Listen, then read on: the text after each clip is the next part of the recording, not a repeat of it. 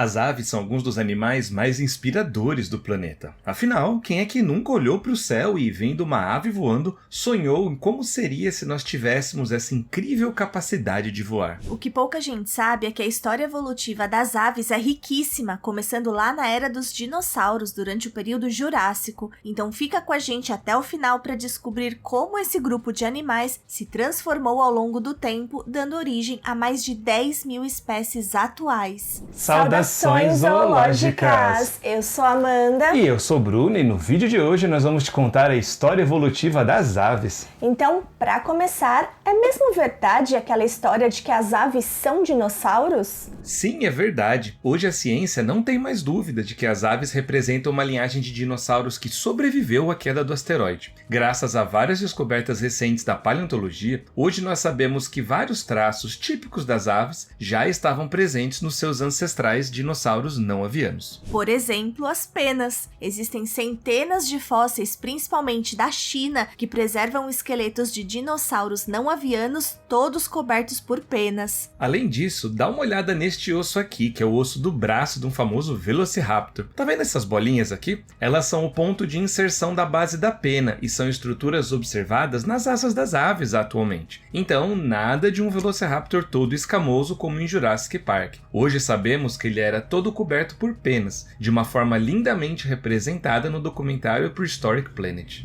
Outra coisa que aprendemos na escola ou na faculdade é que o esqueleto das aves é pouco denso, com os ossos cheios de espaços vazios que chamamos de pneumatização e com um sistema de sacos aéreos que diminui a densidade do corpo, facilitando o voo. Só que nós sabemos que esse mesmo tipo de esqueleto e com um sistema de sacos aéreos também já estava presente nos dinossauros não avianos, já que o esqueleto é a principal parte do corpo que se fossiliza. Mesmo se a gente olhar para características mais abrangentes, como a presença de um bico córneo, que não é uma característica exclusiva das aves, mas é bem marcante, a gente vê que várias linhagens de dinossauros não avianos já apresentavam diferentes tipos de bicos, que os ajudavam a capturar alimento. Um estudo de 2007 trouxe uma evidência ainda mais arrebatadora. Após muito esforço, cientistas conseguiram extrair e sequenciar uma proteína de colágeno do fêmur de um Tiranossauro Rex. E ao comparar com a mesma proteína em diferentes animais atuais, a sequência foi mais parecida com a sequência de aves do que de qualquer outro animal, reforçando a interpretação de um parentesco em comum. Fora que quando a gente olha para o registro fóssil, a gente vê a evolução gradativa de cada uma das características típicas das aves. Seu osso externo desenvolvido, sua fúrcula, popularmente chamada de ossinho da sorte, e até mesmo seu metabolismo mais ativo são traços que podem ser observados nos fósseis. Só é tão difícil entender que as aves são dinossauros e por consequência são répteis também, porque todos os intermediários entre um crocodilo e uma ave, por exemplo, já foram extintos. Se tivéssemos representantes vivos de cada uma dessas linhagens, ficaria muito mais claro entender essa transição. Em 1859, Charles Darwin publicou a primeira versão de seu famoso livro A Origem das Espécies. Nele, Darwin previu que, se a teoria da seleção natural estivesse correta, conforme mais esforços de coleta de fósseis fossem realizados, maior seria a chance de encontrarmos fósseis com características intermediárias. E apenas anos depois, nas décadas de 1860 e 1870, foram descobertos diversos fósseis que mudariam para sempre a história da ciência, os fósseis do Archaeopteryx. Ele representa um animal que tem claramente o corpo de uma ave, com um esqueleto pequeno e duas grandes asas, ainda preservando as marcas das penas. Só que ele também apresenta uma cauda óssea e uma boca com dentes, duas características que não estão mais presentes no grupo das aves. Ou seja, é um perfeito exemplo de um elo perdido, entre aspas, entre uma ave e um outro tipo de réptil. Inclusive, sua cauda e seus dentes possuem uma anatomia muito parecida com a anatomia de dinossauros não avianos. Um dos primeiros cientistas a propor que as aves descendiam dos dinossauros não avianos foi o Thomas Huxley, um grande amigo de Charles Darwin. Ele imediatamente reconheceu diversas características dinossaureanas assim que olhou para o Archaeopteryx pela primeira vez e publicou essa ideia em 1869, 10 anos depois da primeira publicação do livro A Origem das Espécies. De lá para cá, foram descobertos muito mais fósseis com características intermediárias, bactérias. Inclusive, táxons como o Anchiornis e a família Scansoriopterigidae, que nós falamos no último vídeo, junto com o próprio Archaeopteryx, às vezes caem como representantes das aves e às vezes caem como representantes dos dinossauros não avianos, dependendo da análise. E isso faz muito sentido, porque esses bichos todos estão muito próximos da origem das aves. Existem dezenas de linhagens fósseis de aves, então para o vídeo não ficar muito longo, nós vamos falar aqui das linhagens que são mais diversas e conhecidas. O Archaeopteryx possui muitos traços primitivos para uma ave, e isso bate com o fato dele ser uma das aves mais antigas do mundo, sendo descoberto em rochas do Jurássico, com cerca de 150 milhões de anos. Ele já era capaz de voar ativamente, embora talvez não fosse um voador muito exímio. Mas aproximadamente 15 milhões de anos depois, já no período Cretáceo, surge um grupo de aves mais adaptado ao voo, o grupo Pygostylia. Esse nome faz referência à principal característica do grupo, a presença de um pigóstilo, que é uma estrutura formada pela fusão das vértebras caudais, diminuindo o tamanho da cauda. Essa característica provavelmente foi selecionada por melhorar a capacidade de voo desses animais. Uma das primeiras linhagens a se diferenciar dentro de Pygostylia é a família Confuciusornithidae, cujo nome é uma homenagem ao filósofo chinês Confúcio. Além do pigóstilo, essas aves já apresentam um externo ossificado e bem desenvolvido, algo importante para ancorar a musculatura peitoral. Essas aves surgiram e foram extintas durante o Cretáceo Inferior, entre 130 e 120 milhões de anos atrás. Uma característica típica dessa família é a presença de duas penas alongadas na região da cauda. Ainda se discute a função dessas penas, mas existem duas hipóteses principais. Uma de seleção sexual, onde machos teriam penas maiores e mais chamativas, e a outra de defesa contra a predação, já que um predador poderia tentar abocanhar o animal, mas acabar arrancando sua pena traseira, se distraindo com ela enquanto o resto da ave voa para longe. Avançando mais na evolução das aves, chegamos no grupo Ornithotoraces, um grupo que já apresenta um tórax mais desenvolvido, com o externo mais desenvolvido e já com a presença de uma quilha no centro, que serve de apoio para músculos peitorais cada vez maiores. Além disso, essas aves também apresentam adaptações nas articulações da cintura peitoral, que também permitem movimentos mais complexos do voo. Durante o Cretáceo, existiu um grupo de aves ornitotoraces que foi o grupo mais abundante de aves de toda a era mesozoica, o grupo Enantiornites. Essas aves surgiram no mundo no começo do Cretáceo, há cerca de 136 milhões de anos, mas desapareceram por completo após a queda do asteroide que matou os grandes dinossauros há 66 milhões de anos. Seus fósseis já foram encontrados em todos os continentes, exceto na Antártica. Ela já se pareceu muito com aves modernas, mas olhando mais de perto você notaria algumas diferenças. A maioria delas ainda tinha dentes na boca e garras na ponta dos dedos, ao contrário das aves atuais. A ave mais antiga já encontrada no Brasil pertenceu a este grupo. Estamos falando da Cratoaves cearensis, que foi encontrada na Chapada do Araripe, no Ceará. Ela viveu há aproximadamente 125 milhões de anos e, assim como na família Confuciusornithidae, a Cratoaves também tinha aquelas duas penas caudais bem alongadas. Essas aves devem ter sido lindas em vida. E o grupo de Ornithotoraces, que ainda mantém representantes vivos nos dias atuais, é Euornites. Esse grupo surgiu há 130 milhões de anos, mas ao contrário das Enantiornites, essas aves sobreviveram à queda do asteroide no final do Cretáceo. As Euornites já apresentam um pigóstilo mais moderno, completamente fusionado, e já tinham rectrizes, que são as penas presentes na região caudal das aves, enfileiradas e que dão mais estabilidade para o voo. Apesar dessas adaptações para o voo, existem algumas Euornites basais que perderam a capacidade de voar. Isso aconteceu algumas vezes ao longo da história das aves. Um exemplo de Euornites que perdeu essa capacidade é a Patagopteryx, do Cretáceo da Argentina. Parece estranho para nós um animal perder a capacidade de voo, mas assim é a evolução. Se deixar de voar e adquirir uma anatomia mais eficiente para a locomoção terrestre for uma vantagem, isso vai acabar sendo selecionado ao longo do tempo. Existem, sem brincadeira, dezenas, talvez centenas de fósseis dessas aves com penas incrivelmente preservadas lá da China. Dá só uma olhada neste fóssil aqui da Archaeornitura, por exemplo. As condições paleoambientais da região favoreceram essa preservação, além do fato de que a China é um país imenso, com muitos afloramentos fossilíferos expostos. Algumas dessas linhagens de euornites já começaram a se especializar nos hábitos semiaquáticos. A Ichthyornis, por exemplo, vivia na América do Norte e já ocupava um nicho ecológico parecido com o nicho das atuais gaivotas. Já a Hesperornis, também da América do Norte, era ainda mais adaptada para a vida aquática, com penas potentes para natação, e ela também perdeu a capacidade de voar. Aliás, ela praticamente perde por inteiro as asas, ficando apenas com membros vestigiais. Boa parte desses animais ainda possuíam dentes na boca, mas ainda durante o Cretáceo, um grupo de aves acabou perdendo por completo esses dentes, de uma forma que ainda estudamos exatamente como aconteceu, mas que deve ter representado uma vantagem para esses animais, relacionada com sua eficiência alimentar e talvez de locomoção no voo também. Esse grupo acabou dando origem às aves modernas. E finalmente chegamos no grupo das aves modernas,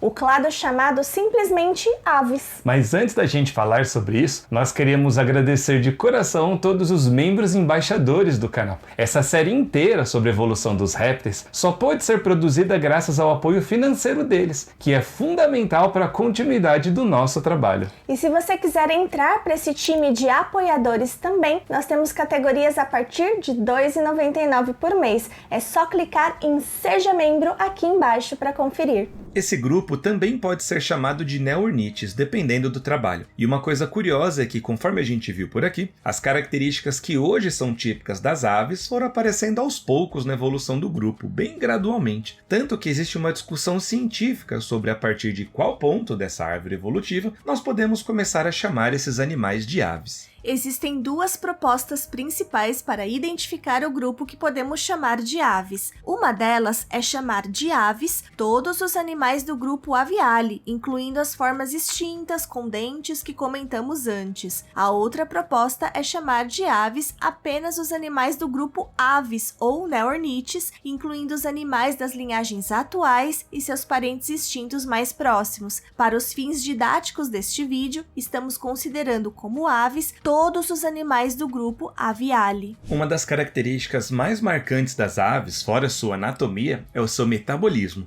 Assim como nós, mamíferos, as aves são animais endotérmicos, capazes de controlar sua temperatura corporal, mantendo-a numa temperatura acima da temperatura ambiente. É difícil saber quando exatamente essa capacidade surgiu, mas existem vários estudos que sugerem que vários dinossauros não avianos já tinham pelo menos alguma capacidade de controle da temperatura corporal. Mas como os outros arcossauros viventes, os crocodilianos, não possuem esse controle metabólico, então podemos dizer que o sangue quente evoluiu dentro da linhagem mais próxima das aves, a linhagem Avimetatarsalia, provavelmente dentro de Dinossauria. Outra diferença entre os dois arcossauros atuais é a determinação de seu sexo biológico. Nos crocodilianos, o sexo é definido de acordo com a temperatura de incubação dos ovos. Já as aves determinam seu sexo da mesma maneira que nós, através de cromossomos, que no caso delas é Z e W. 2 cromossomos Z geram um macho, enquanto um cromossomo Z e um cromossomo W geram uma fêmea. As aves são divididas em 2 grupos principais, Paleognathae e Neognathae, que são separadas por uma série de características da mandíbula, do palato e das cinturas. As Paleognathas são animais incríveis que perderam a capacidade de voar ao longo do tempo, mas nós já contamos essa história evolutiva num vídeo que está linkado na descrição. E agora vamos falar sobre o grupo mais diverso de aves, Neognathae.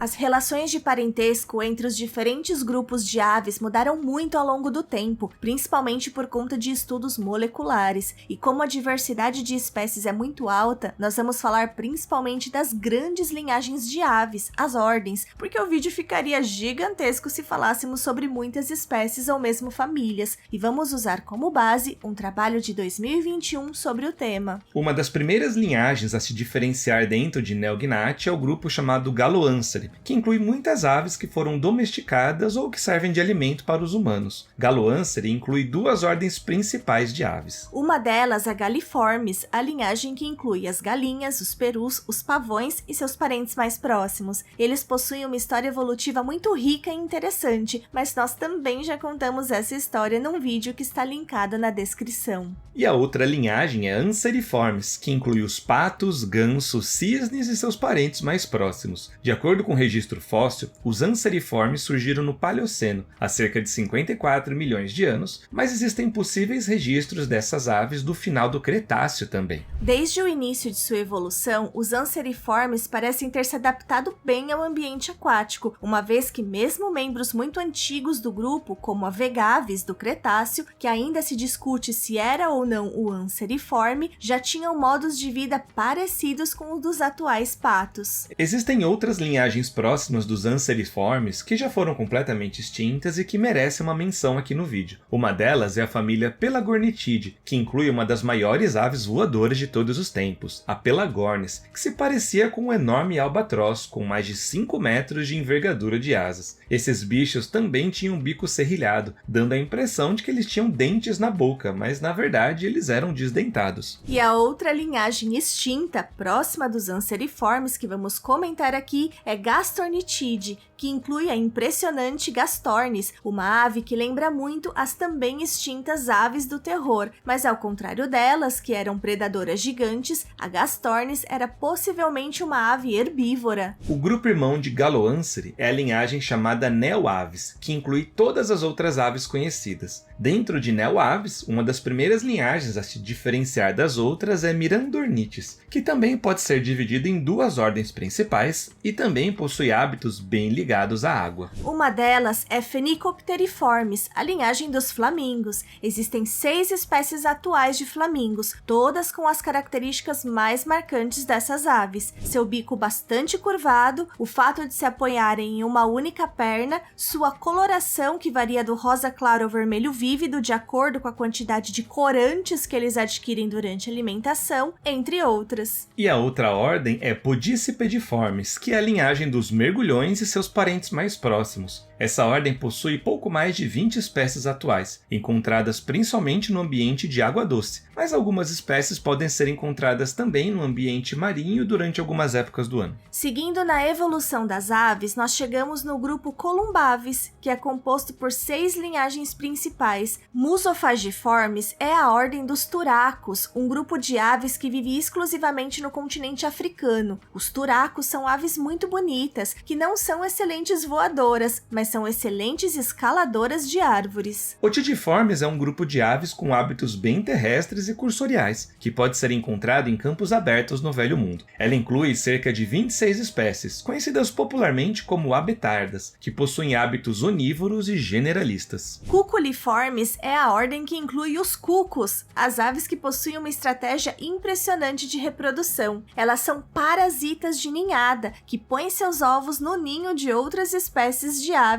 que vão incubá-las, criá-los como se fossem seus próprios filhotes, enquanto os cucos, que são os verdadeiros pais do filhote, não gastam energia nesse processo. Outros animais que também fazem parte da ordem Cuculiformes incluem o papaléguas, da América do Norte e Central, que inspirou o desenho animado de mesmo nome, e os anus, que ocorrem nas Américas, incluindo aqui no Brasil, onde são bem comuns. Columbiformes é uma ordem muito diversa de aves, com mais de 350 espécies conhecidas, incluindo os pombos, as rolinhas e seus parentes mais próximos. Um membro extinto dessa ordem é o famoso dodô, uma ave que foi extinta alguns séculos atrás e que tem a fama de não ser muito inteligente. Nós já falamos sobre ela, inclusive sobre essa fama também, num vídeo que está linkado na descrição. Mesitornitiformes é uma linhagem encontrada apenas em Madagascar, na África, e conta com somente 3 espécies atuais, que ou não voam ou possuem capacidades muito limitadas de voo. Elas são chamadas popularmente de mesitos. Por fim, Pterocliformes é o grupo de aves conhecidas como cortiçóis, que podem ser encontrados na África e na Ásia. Esse grupo inclui cerca de 16 espécies diferentes, que vivem em áreas mais secas e costumam viver próximas ao solo. Um dos grupos de aves mais diversos em termos de anatomia e hábitos de vida é o grupo Elementavis. Existem 3 linhagens principais dentro de Elementavis. A primeira a se diferenciar das outras é uma linhagem formada por 3 ordens diferentes de aves. Opisthocomiformes é uma ordem formada por uma única espécie atual, que ocorre no norte da América do Sul, o jacu cigano, ou simplesmente cigana. Essa ave é linda e conta com uma adaptação única entre as aves, a presença de um compartimento com bactérias simbiontes em seu papo, que digerem a fibra vegetal de sua alimentação, parecido com o que fazem os ruminantes. Outra característica interessante nas ciganas é o fato dos juvenis possuírem 2 garras funcionais em seus membros anteriores, que utilizam para escalar árvores. A presença dessas garras fez com que alguns pesquisadores comparassem essa ave com o famoso Archaeopteryx, mas a cigana não é uma ave particularmente primitiva, e o fato dela ter garras nas asas quando jovem é uma característica que foi adquirida posteriormente e não uma característica primitiva. Gruiformes é uma ordem que inclui várias espécies de aves que podem ser encontradas em todos os continentes, exceto na Antártica. Aqui estão aves como os grous e as saracuras, muitos dos quais possuem belíssimas penas ornamentando suas cabeças. Caradriformes também é uma ordem muito diversa, encontrada no mundo todo e com representantes que ocupam diferentes hábitats, desde o ambiente costeiro até florestas fechadas ou mesmo desertos. Aqui estão aves como as gaivotas, as batuíras, os maçaricos e os jassanãs. As outras 2 linhagens dentro do grande grupo Elementavis são mais próximas entre si do que em relação a essas 3 primeiras ordens que comentamos. Essas 2 linhagens que são parentes próximas se chamam Strissores e Phytocornites. Começando pelo grupo Strissores, aqui estão 6 diferentes ordens de aves. Caprimulgiformes é um grupo de aves com hábitos noturnos ou crepusculares, e inclui aqui espécies como os bacuraus e os noitibós. Em algumas regiões, essas aves também podem ser chamadas de chupacabras, por conta da lenda de que elas se alimentavam do leite de cabras, mas na verdade, sua principal fonte alimentar são insetos. Outra linhagem de estrisores com hábitos noturnos é Nyctibiformes, a ordem do incrível urutau, uma ave que consegue se camuflar com uma habilidade incrível no meio das árvores. Eles também se alimentam muito de insetos, mas também podem incluir na sua dieta pequenos vertebrados. Steatornithiformes é uma linhagem encontrada exclusivamente no norte da América do Sul e inclui uma única espécie, conhecida como guáxaro ou pássaro oleoso. O oleoso de seu nome se refere ao fato de que, antigamente, os filhotes dessas aves eram capturados e cozidos, com o objetivo de extrair óleo, que é a gordura do seu corpo. Esse óleo era utilizado para cozimento e para acender lamparinas também. Felizmente, esse hábito não é mais necessário hoje, e essa ave não encontra-se em risco de extinção. Podargiformes é a ordem que inclui as aves chamadas de bocas de sapo, que ocorrem na Ásia e na Oceania. Eles são parecidos com os urutaus em hábitos de vida, ficando a maior parte do dia camuflados com sua plumagem no meio das árvores e saindo de noite para caçar. E existem espécies que costumam caçar mais insetos, enquanto outras, maiores, dão preferência a capturar pequenos vertebrados, que podem ser arremessados contra rochas antes de serem devorados. Egoteliformes é uma ordem encontrada exclusivamente na Austrália e algumas ilhas adjacentes, e inclui espécies chamadas popularmente de noitibós coruja. Antes, elas eram classificadas na mesma ordem que os bacuraus e noitibós, mas análises moleculares mais recentes apontaram que, na verdade, essas aves são parentes mais próximas dos beija-flores. Que fazem parte da ordem Apodiformes, uma ordem composta por aves com bicos bem longos e um metabolismo incrivelmente acelerado. Depois de Passeriformes, essa ordem é a mais diversa de aves, contendo cerca de 450 espécies conhecidas. Aqui também encontram-se as aves chamadas popularmente de andorinhões, e que, ao contrário do que seu nome sugere, não são parentes próximas das andorinhas. E vamos falar agora sobre a outra linhagem de Elementavis, Phytocornites, que é formada por 8 ordens diferentes. A ordem Phetontiformes inclui aves marinhas chamadas popularmente de rabos de palha, encontradas em diferentes regiões tropicais do mundo. Euripigiformes é uma ordem que engloba apenas 2 espécies, o pavãozinho do Pará, uma ave amplamente encontrada no norte da América do Sul e na América Central, e o cagu, uma ave endêmica da Nova Caledônia, uma ilha que fica entre a Austrália e a Nova Zelândia. Uma outra linhagem pouco diversa dessas aves é Gaviiformes,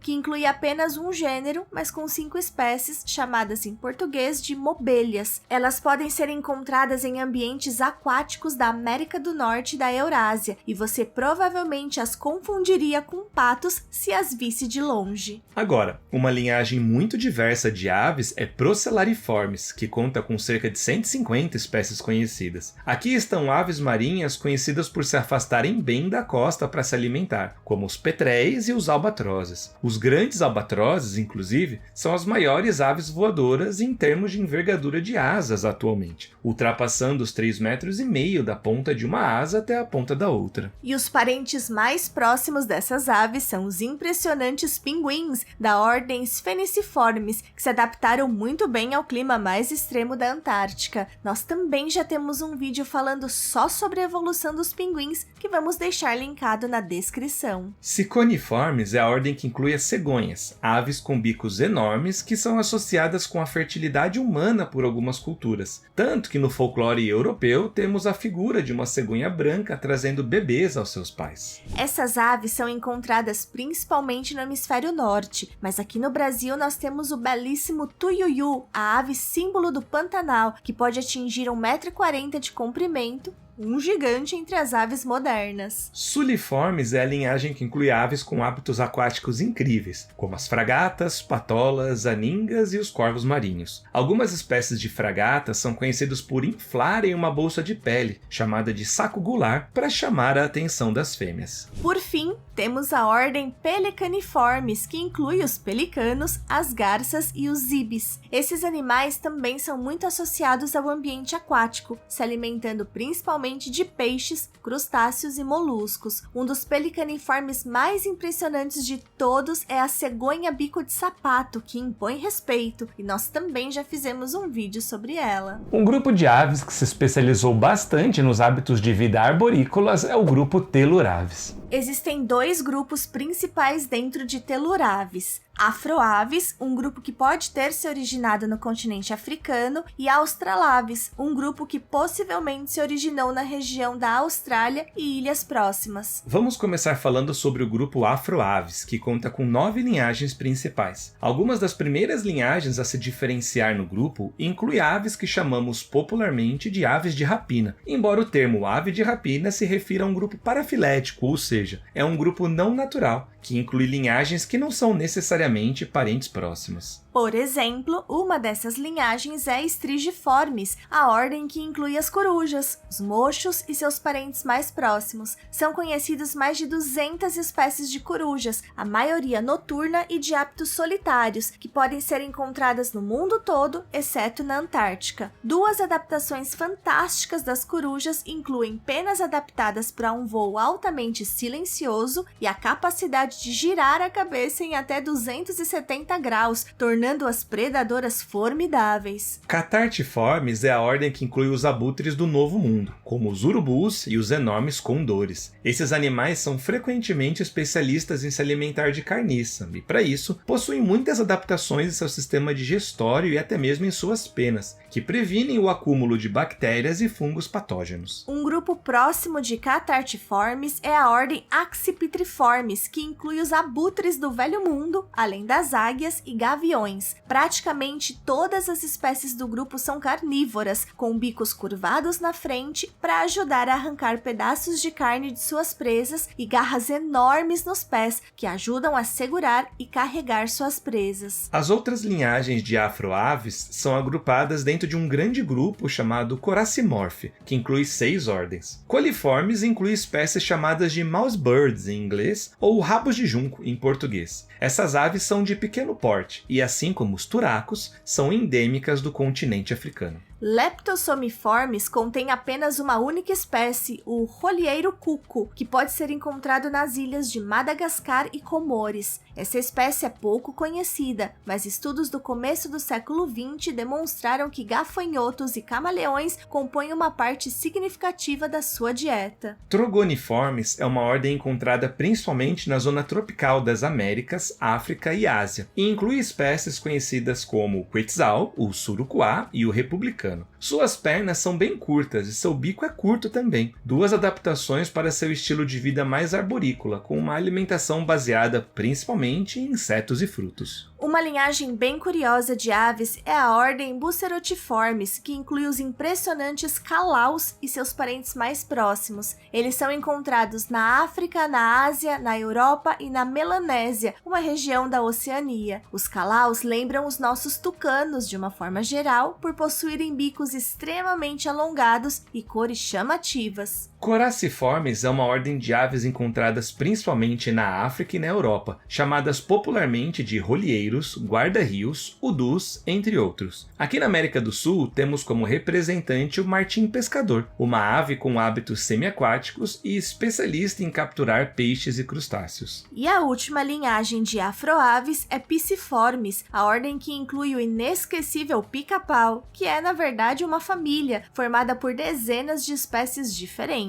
E outra grande linhagem dentro de Pisciformes é a linhagem dos tucanos, com seus enormes bicos e lindas plumagens, que dificilmente imaginaríamos ser parentes próximos dos pica-paus num primeiro momento. Vamos falar agora da linhagem Australaves, que é formada por 4 ordens diferentes. A primeira a se diferenciar das outras é a ordem Cariamiformes, que atualmente é formada por apenas 2 espécies viventes de seriemas. Elas são aves bem cursoriais, adaptadas para uma rápida locomoção terrestre. Mas no passado existiram aves incríveis dessa ordem, como as impressionantes aves do terror, predadoras gigantes, praticamente do tamanho de um avestruz, só que bem mais robustas e com um crânio enorme. Nós fizemos um vídeo recente falando sobre a Paraphizornis, o único representante das aves do terror encontrado aqui no Brasil. Tem link na descrição. A ordem Falconiformes inclui dezenas de espécies, que podem ser chamadas de falcão, gavião, carcará, entre outras, dependendo da espécie. Algumas espécies se adaptaram bem ao convívio com humanos, como alguns falcões, que foram adestrados na falcoaria, e alguns carcarás também, que se aproximam bastante das grandes cidades. Inclusive, a gente sempre vê carcarás aqui na Grande São Paulo. As 2 últimas ordens de aves que falta a gente falar aqui são parentes próximas entre si. Uma delas é a ordem Pistaciformes, que inclui mais de 400 espécies, como papagaios, periquitos, araras, calopsitas, cacatuas, entre outros. Esses animais possuem uma história evolutiva e diversidade fantástica, mas nós já falamos sobre eles num vídeo que está linkado na descrição. E a última linhagem é, de longe, a ordem mais diversa do mundo, Passeriformes, que já conta com cerca de 6.500 espécies conhecidas, e esse número vem aumentando ano a ano. Aqui estão a maior parte das espécies chamadas popularmente de passarinhos, mas são tantas espécies com tanta diversidade que falar sobre elas daria um vídeo por si só. Deixa aqui um comentário se você gostaria de ver um vídeo só sobre a evolução dos passarinhos. E se quiserem saber mais sobre a evolução das aves, vamos recomendar o excelente vídeo do Pirula sobre o tema.